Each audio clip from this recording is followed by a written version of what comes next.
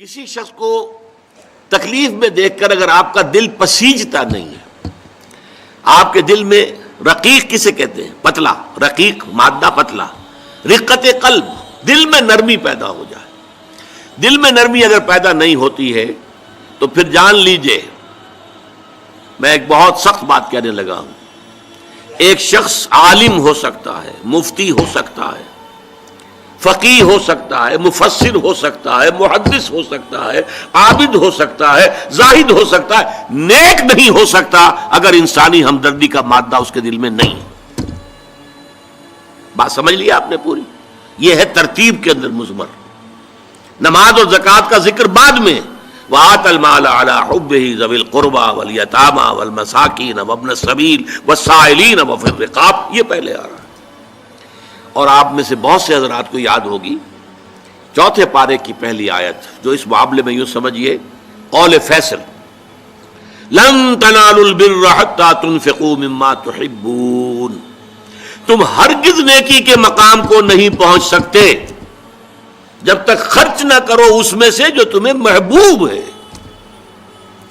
اگر آپ کا مال ایسا ہے جو دل سے اتر گیا ہے، کپڑے بوسیدہ ہو گئے ہیں دے دیے غریب کو، جوتے ٹوٹ گئے دے دیے کسی کو، یہ نہیں ہے، یہ نیکی نہیں ہے.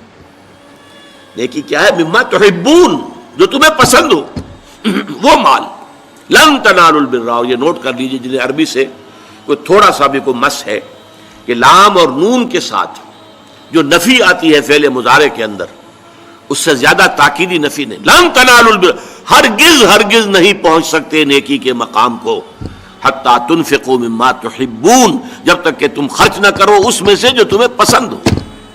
اپنے محبوب مال کو جب تک خرچ نہیں کرو گے اللہ کی رضا مندی کے لیے، اللہ کی رضا جوئی کے لیے، اس وقت تک نیکی کا مقام حاصل نہیں کر سکتے. حدیث میں نے آپ کو سنا دی، من یحرم الرفق، رفق کہتے ہیں دل کی نرمی، اسی سے لفظ رفیق بنا ہے. رفیق وہ ہیں جو آپس میں ہمدرد ہیں، غم گسار ہیں، ایک دوسرے کا درد بانٹنے والے ہیں، ایک دوسرے کے دکھ کو اپنے دل میں محسوس کرنے والے. میں نے ہمدردی کی وضاحت پچھلی نشست میں کی تھی. ہمدردی، ہم جماعت، ایک جماعت میں پڑھنے والے، ہم عصر، ایک زمانے کے لوگ. ہمدرد وہ جن کا درد جو ہے وہ کامن ہے، مشترک ہے، ایک کے درد کو دوسرا محسوس کر رہا ہے.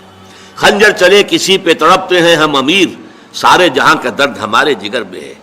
یہ ہے در حقیقت نیکی کی اصل روح.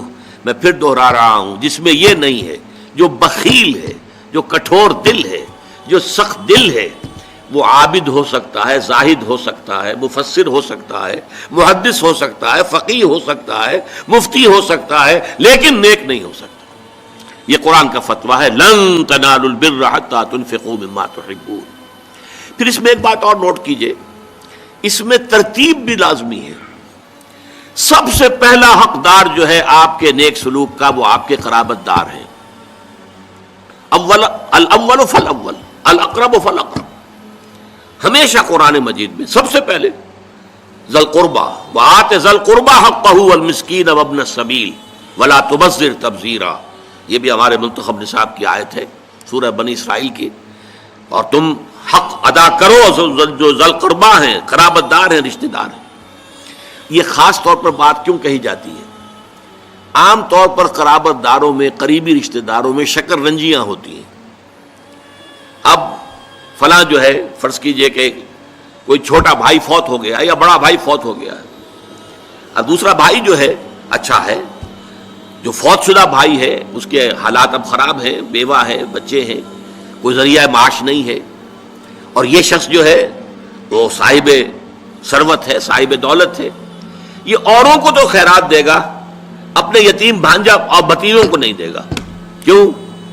انہوں نے یہ کیا تھا، انہوں نے یہ کیا تھا، انہوں نے فلاں وقت یہ کہہ دیا تھا، وہ بھابھی نے فلاں وقت جو ہے میرے ساتھ یہ معاملہ کیا تھا. اس حوالے سے شکر رنجیوں کی وجہ سے ان کو چھوڑ کر دور دراز جا کر ریوڑیاں بانٹی جائیں گی، لیکن جو اصل حقدار ہیں ان کو چھوڑ دیا جائے. اس کا تجزیہ کیجئے. اس کا مطلب ہے یہ اللہ کے لیے نہیں دیا جا رہا. اگر اللہ کا جذبہ ہو اللہ کو راضی کرنا، تو پھر تو دیکھو کہ اللہ نے سب سے پہلا حقدار کس کو بنایا. پھر تو دیکھنا ہوگا ترتیب اللہ کی. اللہ کی ترتیب میں تو وآت المال علی حبہ ذوی القربیٰ، ذوی القربیٰ سب سے پہلے ہے. اس کے بعد یتامہ ہیں، مساکین ہیں، وابن السبیل ہیں، والسائلین ہیں، وفی الرقاب ہیں. لیکن اولین جو ہیں تو ذی القربیٰ ہیں. حدیث آتی ہے کہ حضور نے فرمایا من احب للہ وابغض للہ واعطى للہ ومنع للہ فقد استکمل الایمان. جس نے اگر کسی سے محبت کی تو اللہ کے لیے محبت کی کہ اللہ کو پسند ہے کہ اس سے محبت کی جائے، اور کسی سے بغض اور عداوت رکھی تو وہ بھی اس لیے کہ اللہ کو پسند ہے کہ اس سے بغض رکھا جائے، اور اگر کسی کو کچھ دیا تو اس لیے کہ اللہ کو اس کا دینا پسند ہے، اور کسی سے کچھ روکا تو اس لیے روکا کہ اللہ کو اس کا روکنا پسند ہے. یعنی انسان کے تمام اعمال کا اصل موٹو جو ہے وہ ذات باری تعالی اور اس کے احکام اور اس کی پسند اس کی ناپسند بن جائے. اگر یہ ہو جائے من احب للہ ہے وابغض للہ ہے واعطى للہ ہے ومنع للہ ہے فقد استکمل الایمان، تو ایسے شخص نے تو اپنے ایمان کی تکمیل کر لی. یہ کمال ایمان کا مقام. وتعلو همتي دوما وتسبق خطوتي الأزمان، فوقتي لا أضيعه بما يفضي إلى الخسران، وكفي لا يفارقها أداء البر والإحسان، ولا تدري شمالي عن يميني إنه